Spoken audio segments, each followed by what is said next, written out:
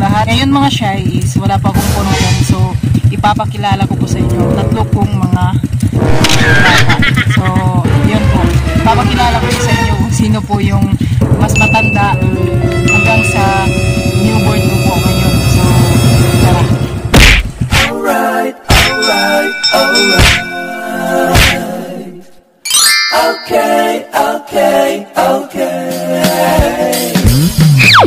Alright.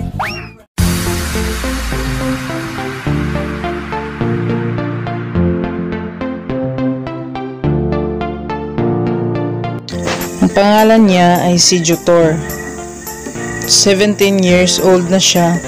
Kinuha siya noong 2005, noong first year high school pa lang ako. Ang gumamit na ngayon ay yung kapatid ko na si James o Jonah.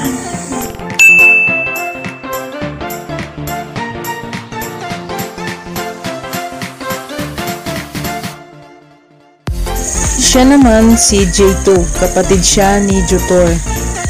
5 years old na siya. Kinuha siya noong 2016. Ipinanganak ko siya noong nasa Kuwait pa lang ako. Ngayon, ang gumamit sa kanya ay ang kapatid kong si Julius o Jonah.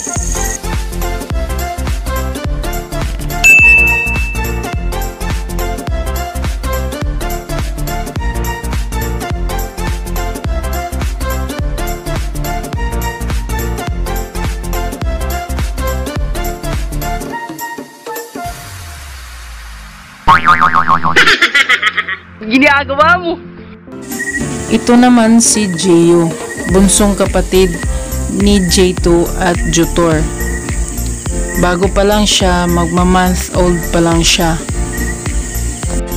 Sa kanilang magkakapatid, siya ang paborito kong anak.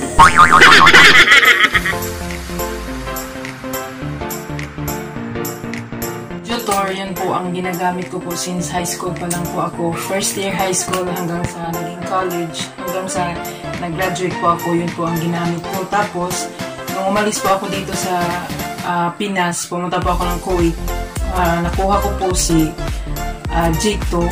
Tapos po pag-uwi ko po dito sa Pinas, yun, nakuha ko po si Gio na naman po. So, tatlo lang po yung mga bata po. So, yun po. Once again, thank you for watching mga shy. So, nakilala nyo na po yung mga anak ko.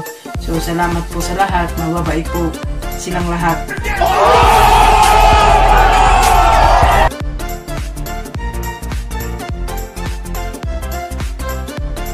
So, mag-ingat po tayo. Stay at home. Wear your mask pa rin po. So, God bless. Bye-bye.